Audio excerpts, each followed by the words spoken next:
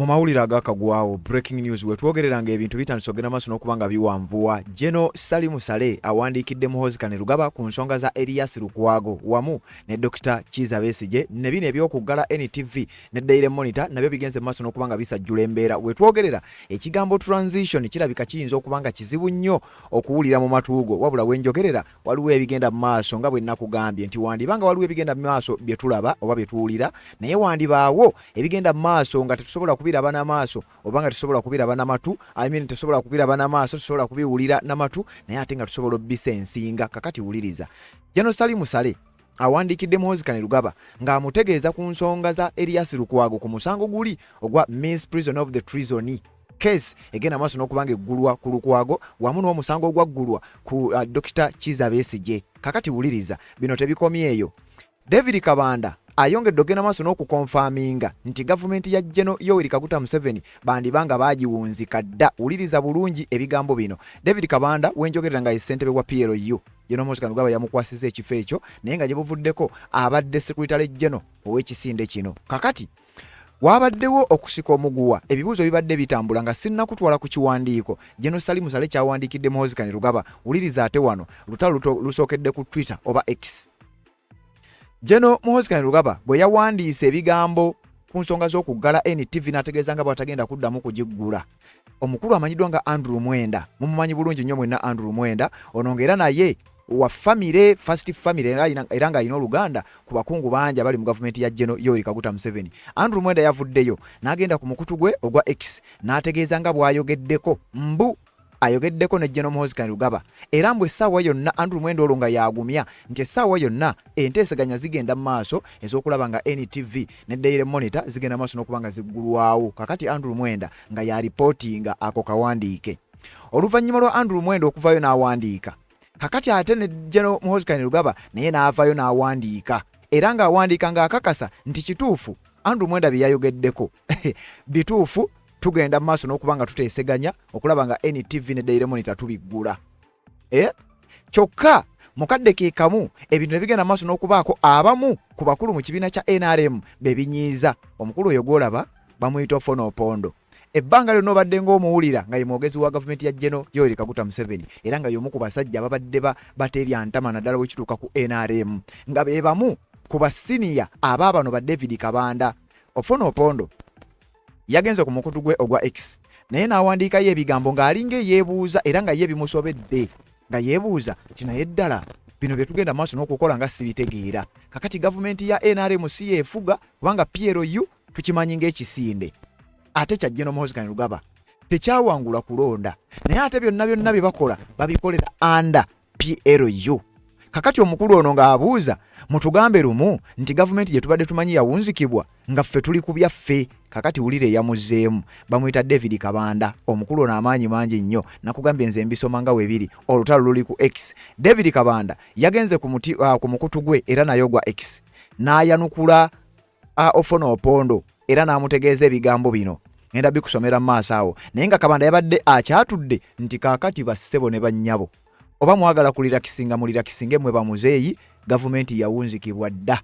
Awo ayagala ogenda maaso n'okuba ng'okitegeera kitegeere ng'okijja wano keko ke nakugambye ti ekigambo transition kiyinza okuba nga kizibu okulaba oba okuwulira naye ate kyangu okufiiringa bw'oba ng'ogoberera ebigenda mu maaso mu ggwanga erya Uganda. Omukutu oli ku gwa Radio TV webale kuba ng'okyagoberera na gy'osinzira okuba nga gy'otulabira ate naba kuba ng'osubscribinga kikole tubeere nga tutambula ffenna. Abamu ku bakulu mu gavumenti eno egenda maaso n'okuba nga efuga Uganda officially ekulembera General Yoweri Kaguta Museveni, waliwo abamu ku bantu ababadde bamanyiddwa nga bamaanyi nnyo tebagambwako nga mwabo ng'oggyeko Ofona Opondo mwe muli abantu nga Odrek Rwabogo. Ono mumumanyi bulungi nnyo.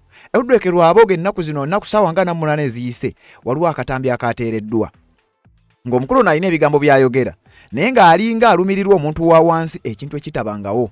Ngenda kukuluza mu audio y'omukulu ono egambibwa okuba nti yiye era ebigambo bino byankwadde nga yabyegaana naye bannayuganda bamulumiriza nti yeye. Mabega nnyo yavaayo n'ategeeza nga bwe bagenda okutulugunya amawanga amalala, tribes endala n'ebirala ogenda biwulira. Kakati musajja y'omu ono nga mukoddomi w'embuga yavuddeyo n'avumirira era n'abaako n'ebyama bye yayogedde ebikolobero byagenda maaso n'okuba nga bikolebwa mu kalulu ka 2026. Abantu ne beebuuza Odrek Rwabogo abala kaki era ebibuuzo bingi nnyo bikyatambulira ku nsonga eno nga ne gavumenti ya General Yoweri Kaguta Museveni abamu kuba badde mu cabinet nga bagenze maaso n'okuba nga basuulibwa n'ebigambo ebirala nga bikyagenda maaso n'okuba nga byogerwa n'abamu ku b'eŋŋanda nga bakyali mu bifo eby'enkizo abamu nga bagambibwa okuba nti baleeteddwa kisanja kino olw'ensonga ezitali zimu nga bw'ogenda ogenda maaso n'okuba nga oziwulira wabula nga sinna kutwala eyo ngenda kusooka kukusomera bbaluwa eya General Salimu Sale gy'akutte peni n'olupapula n'agiwandiika mu mukono gwe handwritten n'agiwandiikira General Muhoozi Kainerugaba ndowooza abadde nga amugamba mutabani kakkana ensi togiteekako maanyi essaawa yonna wandibanga waliwo ekijja nga si muntu gwampuliriza naddala gwamaze okubeera ng'osubscribinga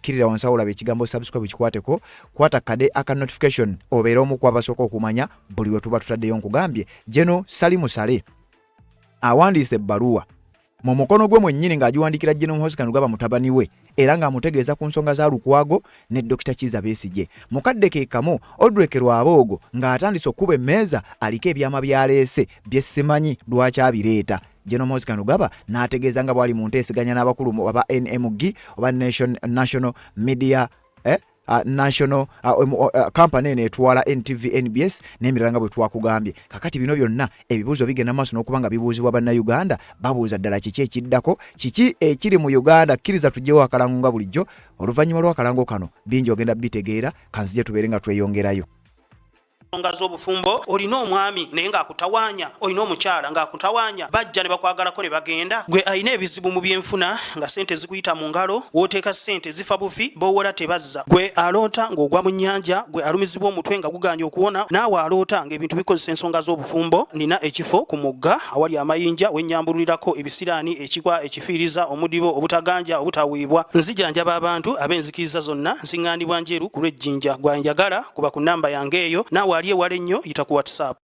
Yes, weebale kubanga okyagoberera yonna gy'osinzira okubanga gy'otulabira nga bulijjo atanaba kubanga osubscribe nga kikole okkirira wansi awo olaba ekigambo subscribe n'okikwatako okwata kade aka notification kakuyamba okubeera notified buli we tussaayo n'obeera omu ku abo basooka okumanya buli we tugenda maaso n'okubanga ate tukuleetera updates nga zino ku mukutu ogutali mulala ogwa Red Zone TV kakati njagala owulirize zino ensonga weetaaga okgenda maaso n'okubanga ozitegeera General Salimu Sale muganda wa General Yoweri Kaguta Museveni akutte peeni n'olupapula n'awandiikira mutabani we omuko gw'ebbaluwa ng'amutegeeza okugenda empola obanga alinako by'amubuuza ku nsonga za ku nsonga za Erias Lukwago bw'atyo ne ku nsonga eza Dr. Kizza Besigye era General Salimu Sale ono bino wabadde abikola kitambudde nnyo kiyise mu mikutu gy'amawulire egy'enjawulo naye nga General Salimu Sale ono alina ebibuuzo bye yeebuuza era alina ensonga z'ayagala boogereko nga bwe njagala owulirize wano wulira okusinziira ku kiwandiiko ekifulumidde ku mukutu gwa Mole nga sinaba kusomera bbaluwa yennyini kuba nayo tugirina wano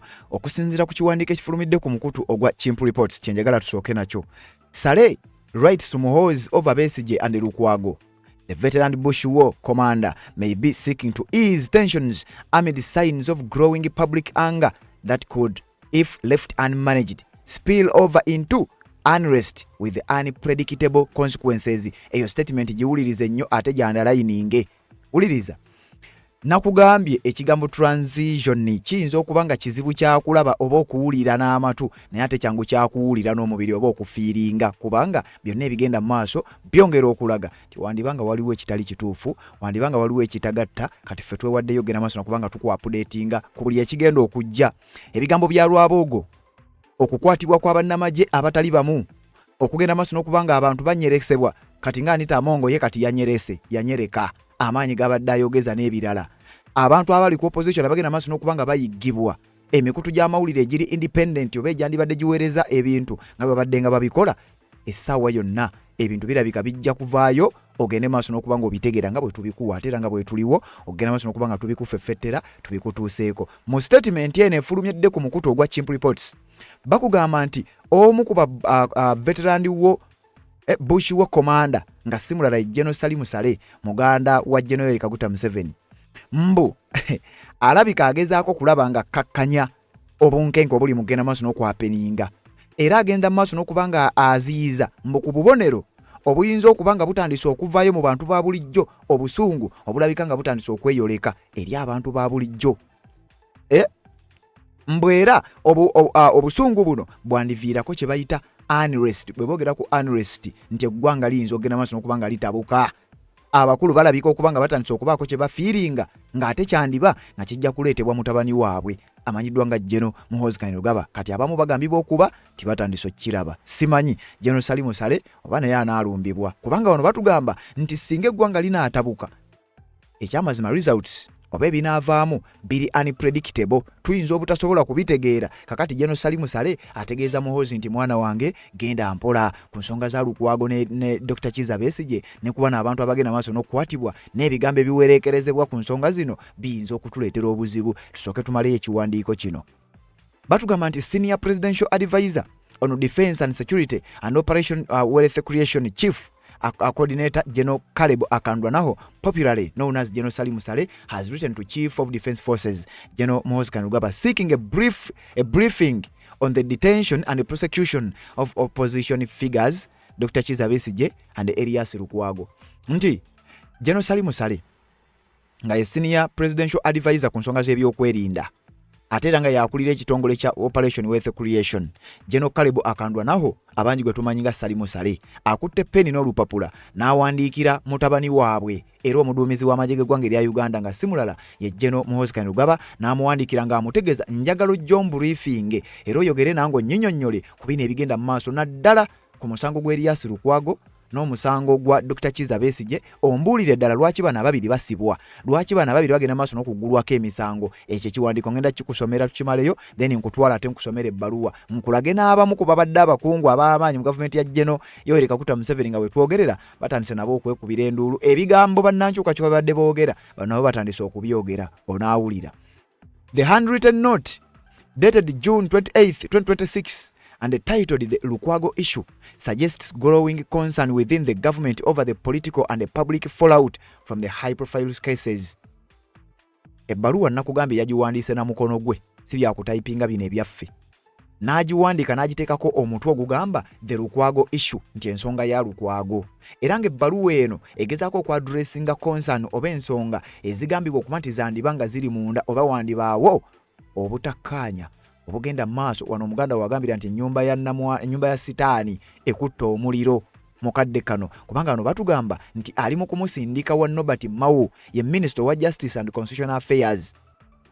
In the note, mu kapapula kano oba mu note eno oba mu bbaluwa eno gye ngenda okukusomera, General Sale says Justice and Constitutional Affairs Minister Nobert Mao, who chairs the Cabinet Standing Committee on Human Rights and coordinates the justice law and the order sector, has a duty to explain to the public the circumstances surrounding these cases. Uliriza. General Salimu Sale agambye Muhoozi oba agamba oba ekiwandiiko kino kigamba nti mu bbaluwa Sale gy'awandiikidde Muhoozi agezaako okumutegeeza nti ensonga wandibadde ozikwataganya ne minisita avunaanyizibwa ku nsonga za ssemateeka era nga ye chairperson w'akakiiko kye tuyita Justice and Constitutional Affairs Committee Nobert Mao mu kabineti yakye yalinga Standing Committee on Human Rights and coordinating justice law and order. Togenda fa ebintu tobikola nga bw'oyagala, ojja kubikola. Ngenda kukusomera ebbaluwa naye nga tetunasoma bbaluwa, leka tumaleyo ekiwandiiko kino. Yamugambye wano batugamba nti Nobert Mao may not be privy to some of military and intelligence agencies. He requires a briefing so that he can. General Salimu Sale mbwayagala Mao abeere involved mu bintu bino. Nakugambye ekigambo transition kiyinza okuwulikika ng'ekikakali okuwulira, naye njagala okutegeeza nti ekigambo kino mukadde kano kyandibanga kyekiri mu kwapeninga oba kyekiri mu kwekizisitinga. Essaawa yonna abakulu si basanyufu, abali wakatikati awo si basanyufu, abasembayo si basanyufu, n'abantu ba bulijjo nabo si basanyufu, naddala abo abakkiririza mu nkyukakyuka. Kati General Muhoozi Kainerugaba ebintu kitegeeza si birungi ku sayidi ye, newankubadde ate biyinza okuba nga si birungi era ku sayidi y'abakama be oba bakulu be oba bakitaabe, kubanga bagenda maaso n'okulaba ekiri mu kwapeninga mu Uganda, balabira ddala ng'ekijja kirabika nga si muntu. Kati nga sinakutwala ku bbaluwa ya Salimu Sale, njagala okusooka okukulaga ensonga ezoogerwako mu bbaluwa eno oba General Salimu Sale z'ayogeddeko ze zino wammanga. Dr. Kizza Besigye yakwatibwa mu ggwanga lya Kenya. Ndoza kangambe yawambibwa. Ne bamuzza mu ggwanga lya Uganda ne bamuggulako omusango ogwa treason, tiyali mu nsi y'olukwe, yali ayagala kutta oba yalina ekigendererwa eky'okutta, okuwamba obuyinza naye nga sse ali mu buyinza obwo. Dr. Kizza Besigye looya we ye Erias Lukwago. Era Erias Lukwago yabadde agenda maaso n'okubanga awoza oba awera ennembe oba yakulembera legal team egenda maaso n'okubanga ewoza omusango ogwo. Kakati Erias Lukwago kooti amina mu kugenda maaso n'okubanga ba processing ensonga ezo, Besigye yamanya nti ekintu ekyakolebwa okukwata ye okumujja Kenya kyali kimenya mateeka international and local law. Besigye n'asalawo ng'ayita mu bannamateeka be bano bennyini Erias Lukwago ne legal team yonna, n'asalawo ogenda maaso n'okubanga asuuwinga General Muhoozi Kainerugaba abitebye ebyokulaba nga akola ekyo ekyamenya amateeka. Kati Besigye mu kuyita Besigye yasuuwinga General Muhoozi wabula ng'ayita munnamateeka we bamulo faamu oba mu legal team ye. Kati legal team eyo Erias Lukwago yagikulembera. Lukwago yali ali supposed kuba mu mateeka ga kooti omuntu ng'omuguddeko omusango oyina okumusaavinga, oyina okumutwalira empapula za kooti gwe kennyini gwamuloopa osobola okuyita balooya bo. Kati Lukwago ye yali looya omukulu mu legal team egenda maaso n'okubanga ewoza omusango gwa Kizza Besigye. Lukwago oluvannyuma lw'okugamba nga bw'agenda okusaavinga General Muhoozi Kainerugaba ebyaddirira bye by'okumutiisatiisa era ebyava mu kumutiisatiisa kwali kumukwata musajja wattu n'agenda emabega w'emitayimbwa. Era oluvannyuma lw'ebyo byonna Erias Lukwago ate naye naggulwako omusango ogumanyiddwa nga Miss Treason of Treason case ogw'omusango nga gutegeeza nti Erias Lukwago yamanya kubanga yabadde awoza, yamanya nti Besigye yazizza omusango gwa treason, nti kati bw'omanya oyina okuloopa mu obuyinza. Kati nti Lukwago yamanya teyaloopa, ekyobutaloopa gwe musango kati ogumuggulwako, naye ng'enkwatibwa gye yakwatibwamu nkakasa nga gwagoberera ffenna twagiraba. Kati General Salim Saleh n'abamu ku bakulu mu b'obuyinza bagamba si basanyufu n'ekikolwa kino kiri mugenda maaso n'okulaga bannayuganda nti waliwo ekigenda maaso era ebikolwa bino biyinza okuba nga bigenda kunyiiza bannansi, bayinza okubaako embeera gye bateekawo, embeera eyo ng'eri unpredictable, nti embeera eyo eyinza okubaleetera okuva mu buyinza ng'ate tosobola kugipredictinga. So ensonga lwaki akutte ebbaluwa n'agiwandiika ng'agiweereza General Muhoozi Kainerugaba ku nsonga za Erias Lukwago. Kati nga bwe nkugambye ngenda kusomera ebbaluwa eyo tubeere nga tugitegeera bulungi nnyo. Ekisinze okusanyusa bannayuganda oba ekisinze okuleetera bannayuganda okumanya nti ebintu byatabuse dda kwe kubeera nti ebbaluwa eri mu mukono gwe si yakutayipinga, eri handwritten. Wenjogerera da General Muhoozi Kainerugaba ayinza okuba tannagyanukula era tetunnalabayo tweet eyanukula nga bwe tubadde tukisuubira, naye nkakasa osobola okuba nga naawe ogifiiringa. Njagala ebbaluwa eno tugiyitemu ogende maaso n'okuba nga ogitegeera omukulu gye yawandiise ng'agiwandiikira mutabani waabwe General Muhoozi Kainerugaba. Wuliriza, yawandiise mu mukono muzibuzibu naye kirungi gusomeka. Yataddeko date nga 28 omwezi ogw'omukaaga 2026 n'ateekako omutwe ogamba nti FMSPADCC@OWCNRIC to the CDF at UPDF and SPA/SOS. Subject above refers. Wano ngayogera ku nsonga za Lukwago. Yabuwandikidde ebigambo si bingi nnyo, naye mu bigambo bino yensonga laki nsoose kuwandiikira nsoose kusomera kiwandiiko kiri nga kiri detailed bulungi nnyo kinnyonnyola ebbaluwa eno. Yagambye bw'ati, yawandiise na mu capital letters. Honorable Mao, as a Minister of Justice and Constitutional Affairs, Chair of the Cabinet Standing Committee on the Human Rights, has a duty to give a sense of respectiveness, a sense of perspectives to the public concerning the case of Dr. Kizza Besigye and any of his accompanies. Owulira, General Salim Saleh yagambye ng'ategeeza General Muhoozi Kainerugaba nti njagala okutegeeza, yatandise bw'atyo nno. Nobert Mao ye Minister wa Justice and Constitutional Affairs, ye Minister wa Ssemateeka. Nobert Mao ye chairperson owa Cabinet Standing Committee ku ddembe ly'obuntu. Ayina duty oba ayina obuvunaanyizibwa oba okugenda okuwa bannansi public okugiwa perspective oba okutuwa ekifaananyi kwebyo ebigenda mu maaso byogenda maaso n'okukola. Nobert Mao ateekeddwa okugenda maaso n'okunnyonnyola engeri gye kiri nti yavunaanyizibwa ku mateeka mu ggwanga erya Uganda, naddala ku nsonga za Besigye ne banne, ogwo omusango gwa Besigye okusingira ddala kubanga gwe gusinze okuvaako ebizibu.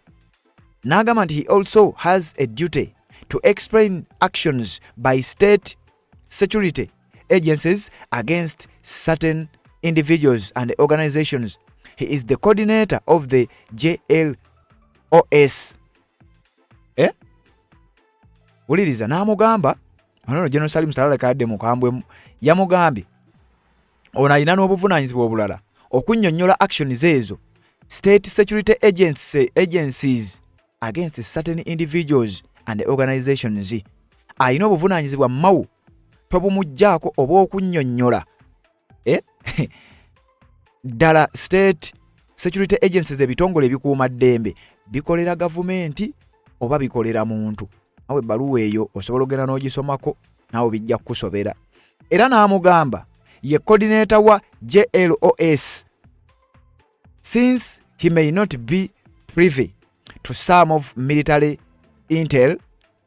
Ndoza ngagezako muga nti newankubadde obanga bwe kiri nti ono ayinza okuba tamanyi nnyo bigenda maaso ku bya military n'ebirala bifaanana bwe tubane ku information na biki. Handwriting wana inawe yakalubiddemu n'agattako nti he needs a briefing so that he can in turn respond to any concerns from the public. Nti newankubadde ayinza okuba tamanyi nnyo byakwerinda bya intelligence naye ate yavunaanyizibwa ku mateeka. Gino Salimu Sale ng'ategeeza Gino Mhozikano baba amugamba nti mmawo newankubadde tamanyi nnyo byakwerinda naye ate alina obuvunaanyizibwa oba okubaako byannyonnyola public.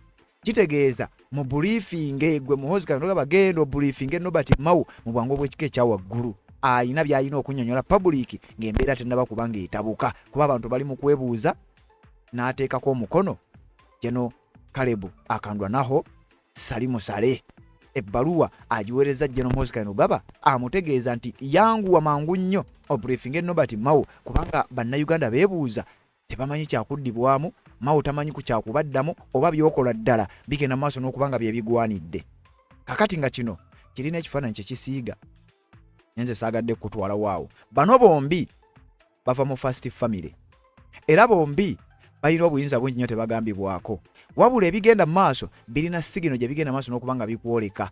Nakugambye wandibaawo ebyahapeninga nga tusobola obbiraba naye ate wandibaawo ebyahapeninga nga tusobola bifiiringa bufiirinzi naddala ffe abagoberera. Kakati kankutwale ku mukulu ow'embuga amanyiddwa nga Odrek Rwaboogo n'ensonga ezinza okuba nga ze zigenda okuba ziraga bannayuganda nti wandiba nga waliwo ekitali kituufu.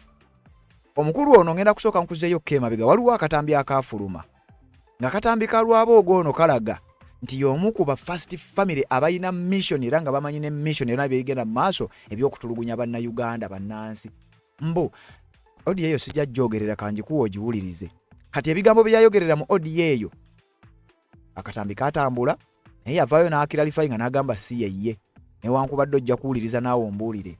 Mu odiyo ng'agamba nti Abaganda ne tribes endala balina kugoberera bugoberezi ffe tulina kubaako ffe tulina okubeera waggulu ffe tulina okufuga bo ne bajja ne babeera nga bakola donke wakala ebirala byonna. Wenjogerera olulimi lwakyuse omukulu ayogera birala era bannayuganda comments zendabyeko balinga bagaa nti naye alabika yanyereka oba kalina embeera egenda mu maaso naye kansooke nkuzza emabega ebigambo bye yatandika ayogera mu katambi ke yeegaana. Wuliriza.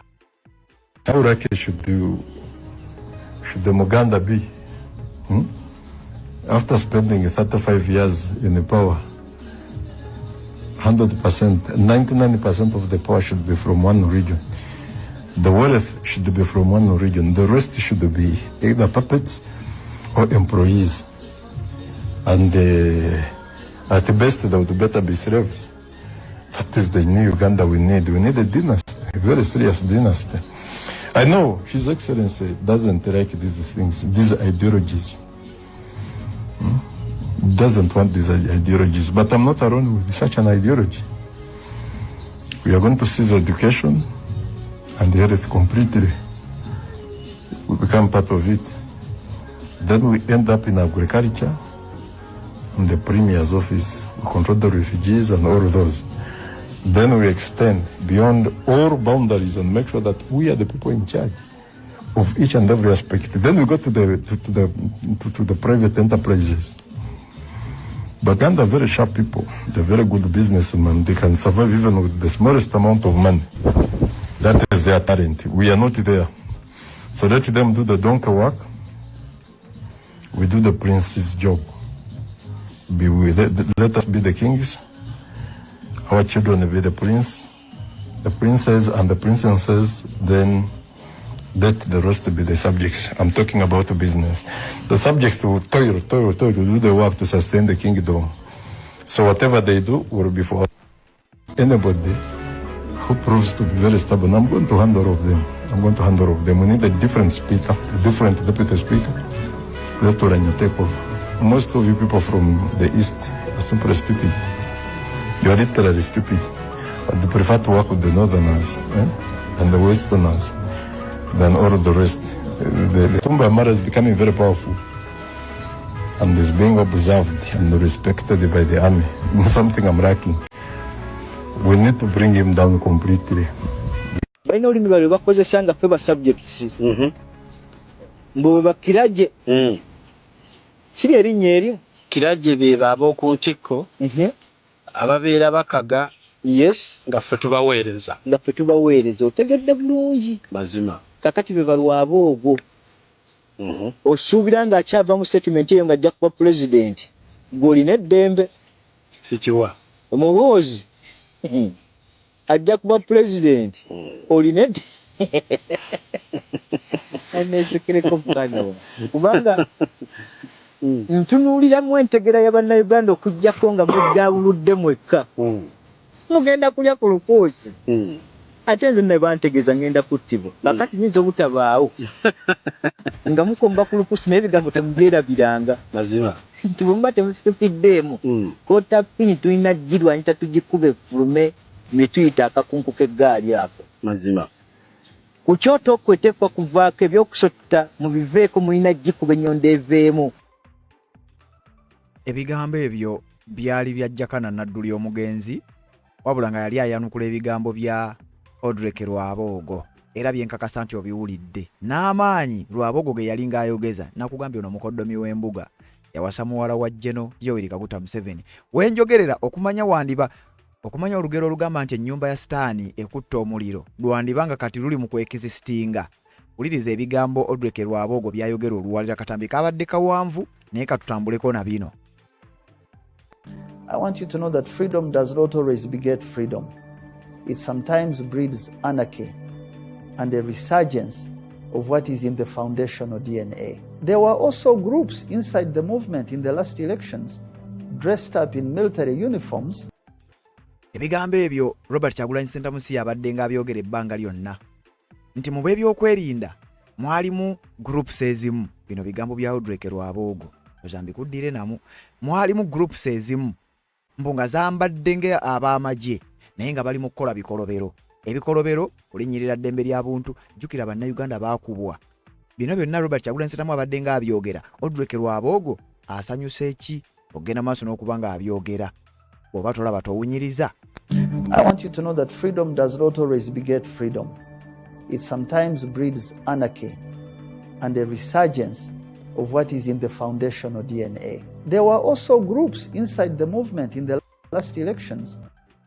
Nti mwalimu obubinja obwali mu movements ezimu mu kalulu akasembyeyo. Njagala tubitambulemu ebigambo by'omukulu ono, ogende mu comment section ompulire oba ddala naye yeegasse ku bannayuganda abadimandinga obwenkanya. Ebigambo byayogera bifaanagana ababadde nga bakubwa bye boogera. Kakati akugamba mu kalulu akawedde mwalimu obubinja obwatambulanga bwalinga bukola ki? Dressed up in military uniforms, beating up people. Obubinja buno bwali bw'abantu be bayambazanga mu nnyambala y'amagye oba ennyambala y'ab'ebyokwerinda ne bagenda nga maaso n'okukola ebikolobero omwali n'okukuba abantu. Odrek Rwabogo nga yayogera. Invading polling stations. Nti mu buno obubinja abantu abaabutambulirangamu era ezimu commission ze baabawa bainvadinganga ne polling stations. Jjukira polling stations ezimu ojjukira nti ne mu kubala akalu obubokisi obumu bwatwalibwanga waliwo polling stations ze bataabala ng'amagye gagendanga maaso n'okukola effujjo. Kati akalulu kaamala okuggwa ebigambo bigenda maaso n'okutandika okutabuka. Odrek Rwabogo avaayo ayogera ebigambo bino naye gw'owulidde mu katambi kali newankubadde nga yakeegaana. Kakati wuliriza. In some of the constituencies, shooting and dispersing voters. Ono agenda maaso n'okutegeeza nti ebikolwa ebirala bye bagendanga maaso n'okukola mwalimu okukuba amasasi n'okudispasinga bavoters abalonzi. Kakati akiraba ebbanga lyonna abamu ku bali ku ludda oluvuganya babadde nga babyogera. Robert Kyagulanyi Ssentamu bye bigambo byabadde nga asiibako. Kakati Odrek Rwaboogo mukoddomi w'embuga agenda maaso n'okutegeeza eggwanga ku ebyo ebyagenda maaso mu kalulu eddala ebirabika nti bimenya amateeka nga ne mu files eza presentingibwa oba mu bigambo ba mu cases ezibadde zoogerebwako mu Geneva Summit, EU Parliament n'emikago emirala gyonna. Robert Kyagulanyi Ssentamu ne bannankyukakyuka abalala bye bimu ku bigambo byennyini oba bwe bumu ku bujulizi obwateekebwayo. Kakati ono ayongera ogenda maaso n'okubanga naye agatta ku bujulizi obwo. Wuliriza. And then openly doing ballot stuffing. Some of these scenes were extremely disturbing for me to watch. Other people lined up others and paid them to vote for them. Nti waliwo n'abamu mbwa yagamba nti bino byamuwa akaseera akazibu okubeera ng'abiraba nga byapeninga. Nti era waliwo n'abantu abamu mbwa bakola ebintu ebyamunyiiza ennyo ebyokusimbisa abantu layini ne batandika obbagulirira babeere nga babalonda.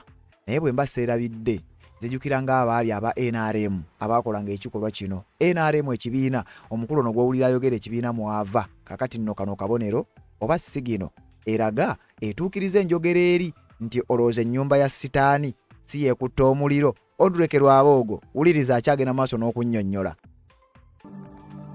No independent choice at all.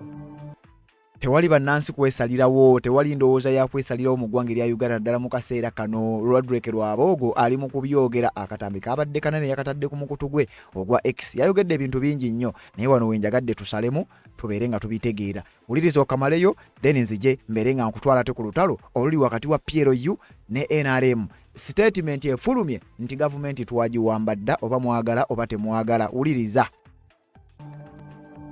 From citizens. Some of the citizens in our area. This is what happens when we undermine or when we lack a central uniting idea and we... Oyo bamuyita Odrek Rwaboogo agezezzaako okusiigira bannayuganda ekifaananyi nti ebyali mu kalulu ka 2026 tabikkiririzaamu era tebyamusanyusa era tebyali birungi. Akakatambi olowooza tebuba bujulizi naye olowooza ennyumba ya sitaani tekutta omuliro. Bwe tuva ku Odrek Rwaboogo nga tumaze n'okuva ku bbaluwa akandwa naho gye yawandiikidde mutabani waabwe General Muhoozi Kainerugaba. Kakati ate waliwo olutalo olulala lwe weetaaga okumanya. Omukulu oyo gw'olaba ye Ofona Opondo mwogezi wa gavumenti ya General Kaguta Museveni. Mu bino byonna ebibadde byapeninga eby'okuggala NTV General Muhoozi Kainerugaba byabadde atwitinga n'ebirala ebifaanana bwe bityo. Ofona Opondo yavuddeyo ne bitamusanyusa naye nga kiki ekitaamusanyusizza. Ku makya ag'olunaku olwaleero Andrew Mwenda yavuddeyo n'agenda maaso n'okubaako ebigambo bya tweetinga. Era mu bigambo bya Andrew Mwenda oba mu tweet eya Andrew Mwenda yagambye ebigambo bino. Ye tweet eyo gy'olaba wansi yagambye nti I have just held discussions with General Muhoozi Kainerugaba and we as leaders of PLU have agreed that we shall reopen both Daily Monitor and the NTV. However, we shall first have discussions with the management. Andrew Mwenda yagambye nti naakamala okuva mu meeting oba tumaze okuba nga tudiscussinga ne General Muhoozi Kainerugaba nti ffe ng'abakulembeze ba PLU wuliriza bo ng'abakulembeze ba PLU bakkiriza nti bagenda kuggulawo NTV ne Daily Monitor nti wabula nga tebannaba kubiggulawo bajja kusooka kuddamu okudiscussinga ne management. Naye kalito kandalayininge nti bo ng'abakulembeze ba PLU. Kati Ofona Opondo Ofona Opondo na replyinga Andrew Mwenda ng'agamba naye mulindeeko. Wait, is the PLU or Uganda government that took action to close the two media houses? Nti kakati gavumenti ye yaggadde jukira nakugambye nakusomedde ekiwandiiko nti UCC nayo teyasoose si ye yawaddeyo ekiwandiiko kubanga jukira singa ebadde gavumenti nga ye yaggadde NTV kitegeeza UCC ye yabadde ewandiikira NTV then NTV nejjibwa ku mpewo. Wabula eno yabadde order era NTV yalumbiddwa bulumbibwa negenda maaso n'okubanga ejjibwa ku mpewo. Kati Ofono Opondo abuuza nti kati gavumenti ya NRM tekyakola, kati PLU yeekola. Era yagambye nti kyabadde kiragiro kya gavumenti oba kiragiro kya PLU kyekyaleetedde media stations zino ba okubeera nga ziggalwawo. Era n'ayongera okubuuza n'agamba oba tugambe gavumenti ya NRM gye yalondebwa nga 15 January 2026 n'egamba bannayuganda nti yawangula akalulu. Tugambe nti gavumenti eyo tekyayina lugendo, ebigambo ebyo nga byogerwa Ofono Opondo. Era kamukuterewo naawo ng'abuuza gavumenti gye twagamba nti yalondebwa era ne tugamba ensi nti General Yoweri Kaguta Museveni yawangula akalulu nga 15 January 2026 gavumenti eyo tekyaliwo. Is it no more?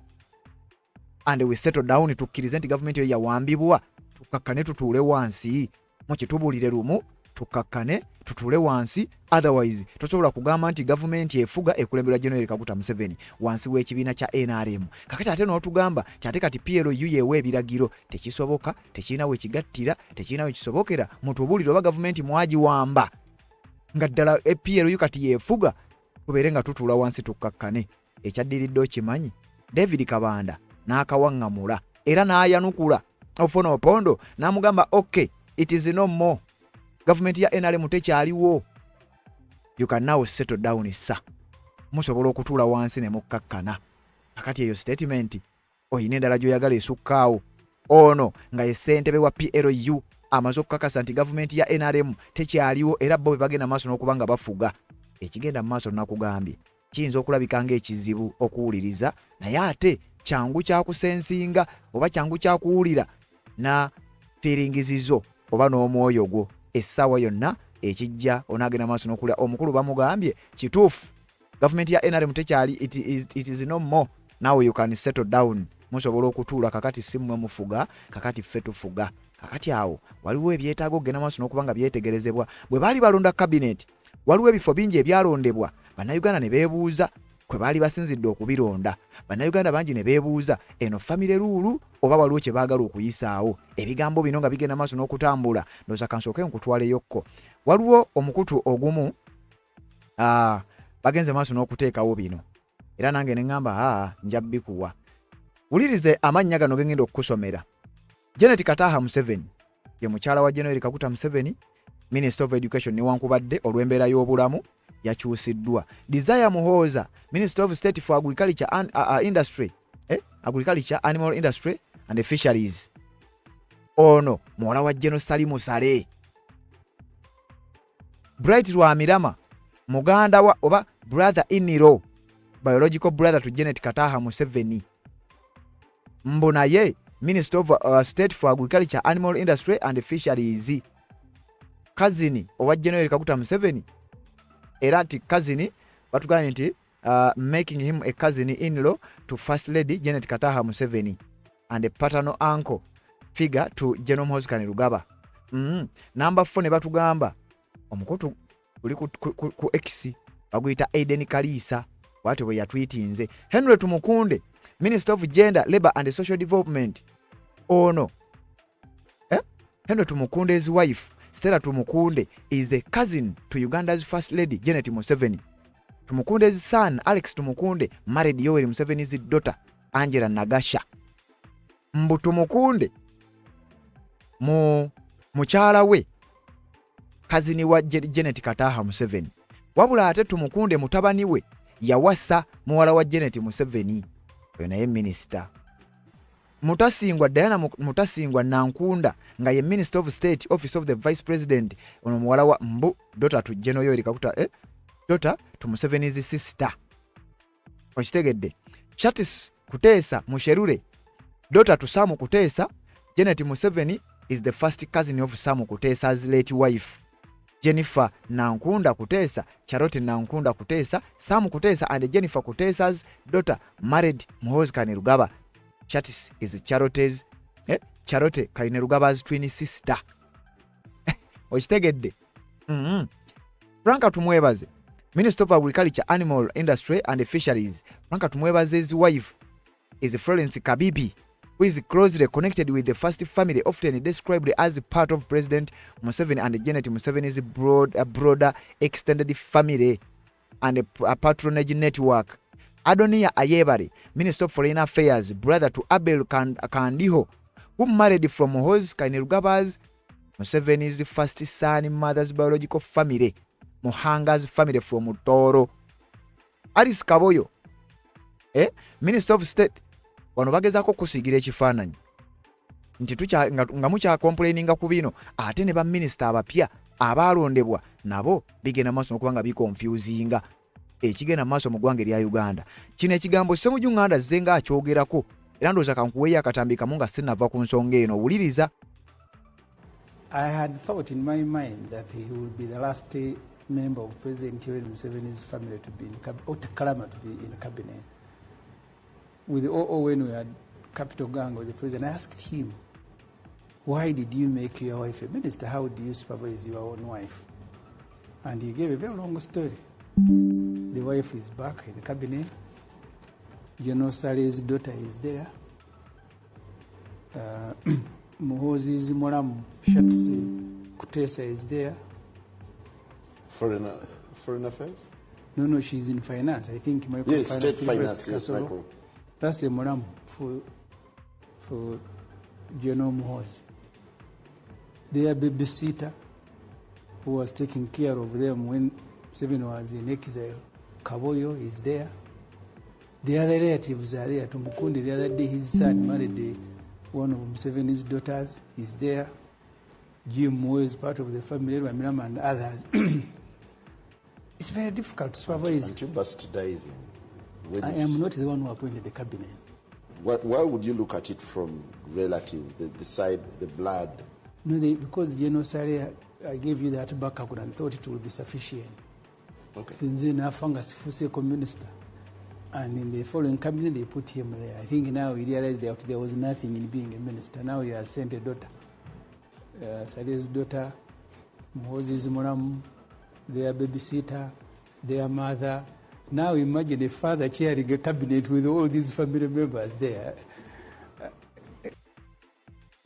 Ebigambo bya Ssemujju Nganda azenga abyogera era nga abyogera ku nsonga eyo kakati bwe twogerera ebintu byandiba nga bitansogera maaso n'okuba nga bitabukamukko nga bwogenze maaso n'okuba nga obiwulira Andrew Mwenda baani bonna ebintu birabika bitansogera maaso n'okuba nga bitabuka wabula nga mmaliriza waliwo ebigambo Yusuf Kiruruta Nkerettanyi byayogedde akatambi kano njagadde nkakuwe saagala nkalekeyo era message eno gikwate n'obwegendereza ku nkomerero tujja kuba ate tukusiibula wabula nja kukusaba genda mu comment section teekayo obubaka bwo ku nsonga zino zitugenda maaso n'okuba nga tukuteerayo ate naba kubanga okikola kikole tubeere nga ate tutambulira ddala ffenna gwe obanga omaze ate kyokola kya mutawaana nnyo ku nkomerero tujja kujja tuyiteyiteko mu bubaka obwo nga tugenda maaso n'okuba nga tutegeeza bannayuganda nti omukulu tubadde naye ku mukutu ogwa Red Zone TV. So kkiriza mbeere nga nkuwa obubaka buno obwankerettanyi ku nsonga ezigenda maaso mu ggwanga erya Uganda mu kaseera kano akakazigizigi nga bwe nzija mbeere nga nkwongerayo. Wuliriza. Naye eyo kambajjeyo basebo ne banyaba ebigenda mu maaso mu ggwanga mu biraba abasinga bwe bajja basinyaako bisinye naye nze ndikakira ka mbuzi tekakusa bwereere bwayo. Basebo ne banyabo kambabulire kino nze nzaalibwa ku kyalo Kasaali kyamaani wange ye Mwami Sande ono Mwami Sande Muwuta. Neka mbabulire kyamaani ono atufuze bubi. Mwami Sande kankulopere okuva wajja mbuyinza mwaka gwa 86 fenga batuze be Kasaali otufuze bubi. Kubanga bwe wajja mbuyinza mwaka gwa 86 emabegaawo emyaka 2 wakwata mutabani wo n'omufuula akulira defense. Era sebo Mwami Sande bwe twateekawo abantu bakwesimbeko ku kyalo kyaffe sebo Mwami Sande buli omu wafuba okulaba ng'omusibisa. Abaana ku kyalo abavangayo kuwakanya bonna bali maki makomera. Bannakyalo mbaloopera kyamaani waffe ono Mwami Sande. Baloopera kyamaani waffe ono Mwami Sande. Nti omu eyamujjanjabanga eyo gye beekwekanga gy'okuli oba kyamaani waffe Kasaali. Kyamaani Sande yamusibira mu kkomera nga ye yali omusawo we. Ate munnamateeka we eyabadde avuddeyo okumulwanirira mutabani wa kyamaani Sande ono gwe yawa obwa defense era naye yamukoze eki yamusibye basaba ne banyabo Chairman Sande mutabani wo bukeredde olwaleero guwawo obwa defense sebo Chairman Sande akedde okujjako emikutu gy'amawulire ekibadde gitubuulira ebifa mu kyalo kati batuuze bannange mbagamba Chairman Sande ono lwaki gwe ŋŋamba kubanga alemedde okugamba ku mutabani we ate nga tukimanyi nti ggwedde ne ligambwako nnyini lyo lumonde bw'alemu omugga enkumbi eramusimba ye mukola ki naye kati nze mbatume ekintu kimu batuuze bannanga ab'okukyalo Kasaali Chairman waffe Sande ow'e Kasaali ku kyalo kuba yajja mu 86 ekyalo kyaffe akifuze bubi era naffe abamuvuganya tetuli mirembe basaba ne banyabo Chairman Sande ono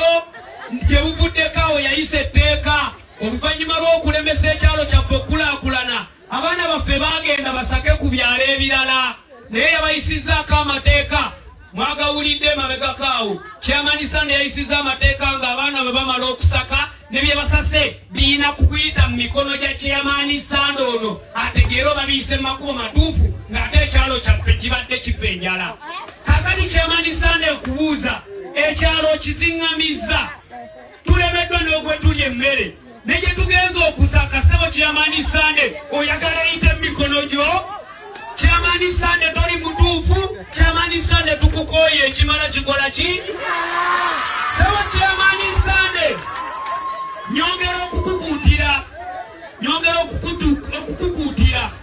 ffe ng'abatuuze b'oku kyalo Kasaali kwe tukulidde tukugamba nti tujja gibeerako emirembe n'emiki sebo Chairman Sande tukugamba nti emizibu gyaffe tegijja kuzuukukira Kenya era gijja kuzuukukira ku kyalo kyaffe Kasaali era Chairman Sande nkugamba ekyalo kyaffe Kasaali kwe tugenda okuziikibwa gwe n'olina n'omukisa kuba bw'ofa basobola n'okuziika ku mawanga gwe ekyalo okuba wakwata obwa ssentebe n'abaafuga ekyalo emyaka gyonna baafa dda sebo Chairman Sande abatuuze essaawa eno baakubaako dda balindiridde lunaku lw'olifa n'olwekyo basebo ne bannyabo nnina obusungu bungi eri Chairman Sande ono ow'ekyalo nze ng'omwana azaaliddwa ku kyalo n'enkulira ku kyalo nyongera okubaloopera kubanga omukyalo ono ndowooza mutongole wa Kabaka baba mutongole wa Kabaka Chairman Sande ono yakozesa Ssaabataka ng'ajja kuba ssentebe naye essaawa eno Chairman Sande agilonze ne Ssaabasajja mutabani we ayita kulinga mufaawunya sebo Chairman Sande w'otaagambe ku mutabani wo ekyalo kyaffe lwe kiri esalawo olunaku lumu kijja kulungira kanyokawulira atali wa byakunywa wabula ekinajja si muntu gy'oli sebo Chairman Sande Chairman Sande ono nyongera okwogera Chairman Sande era bwe yamala okukwata ekyalo waliwo obutundutundu bwe yatuuma buserozi obw'enjawulo naye kati emyaka gimaze kuwera 7 nga buserozi obwo tebulina na babukulembera nga sente eziyita ez'ekyalo ezo kitambuza Chairman Sande azezza n'abantu be kati essaawa eno Chairman Sande yasanzeewo obuseera obwo butono buddemu mulonda abakulembeze ze nga mbasaba basebo ne banyabo abakulembeze b'obuseera obwo mugende mubalonde bulungi kubanga be babatuukako essaawa bw'eneetuuka nga twerwanako abakulembeze abo be tujja okwegatta nabo tulwanyise Chairman Sande ono atubaddeko emyaka egisoba mwameka mwana nga mmaliriza batuuze bannange ku kyalo kambabuulire nga nzija nga newola ku bigambo by'abasudde eby'omu bbaasi Iduniya yagamba bw'ati ndowooza yali paati 2 yagamba nti abali mu bbaasi tufune agayomba kondakita ye tumuleke drive ono gwe tuba tugamba leka mbyogere nga biri direct abali ku kyalo kino tufune agayomba omutabani ono ye tumuleke chairman gwe tuba tugamba atujjeko effujjo byafuga bibi ekyalo si kikyetu kimugambe kirina bannyini kyabamuwafuge n'ava ku mateeka ge twamugamba n'akifuula kikyakitte kizaawe era ffe bannakyalo ke tuli ekyanga sebo tolyabula ate lwebalabala bwana akimanya nti tukimugambye ajja kujja mu swiiki yafutuke awo bannakyalo we tulikisanga Netukidaabiriza ne tufuna omupya omukulembeze nga yavuga tadiima ng'akebeera n'ekyalo oba nga kiramu. Ze Katonda byantumye byo bibagambye. Munambuuze ewuwe gye nsula ayogerera abantu ne ku Musa we gwali wadde eriyo abatamuwulira.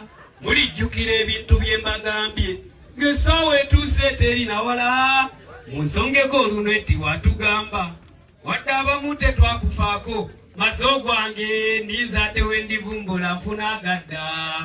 Uganda eno kati mwenna mwetegeereze myependa kaneddira waka Yusufu olyo lya muzikiti kerettanyi lyaffe lya lulyo yenze nja kudda n'ebipya luli nzavumbula ebipya kiru. Waliwo akatalekeka kembadde neerabidde. Mukimanyi koti chairman ono eyabadde amuvuganya ku bwa ssentebe essaawa eno ne ku kyalo yamugobyeko yawaŋŋanguse ali ku byalo byewala yalinnya n'ambalaasa okugenda. So tusabire omusajja oyo abadde avuganya chairman Sando ono naye disclaimer mbadde sitegeeza chairman Sando era mumulondanga. Ensonga z'obufumbo olina omwami naye ng'akutawaanya, olina omukyala ng'akutawaanya, bajja ne bakwagalako ne bagenda. Gwe alina ebizibu mu byenfuna nga ssente zikuyita mu ngalo, w'oteeka ssente zifa bufi, b'owola tebazza. Gwe aloota ng'ogwa mu nnyanja, gwe alumizibwa omutwe nga guganja okuwona, naawe aloota ng'ebintu bikozesa ensonga z'obufumbo. Nina ekifo ku mugga awali amayinja wennyambulirako ebisiraani, ekikwa, ekifiiriza, omudibo, obutaganja, obutawiibwa. Nzijanjaba abantu ab'enzikiriza zonna, nsiŋŋaanibwa njeru ku lw'ejjinja. Gwanjagala kuba ku nnamba yange eyo, naawe ali ewala ennyo yita ku WhatsApp.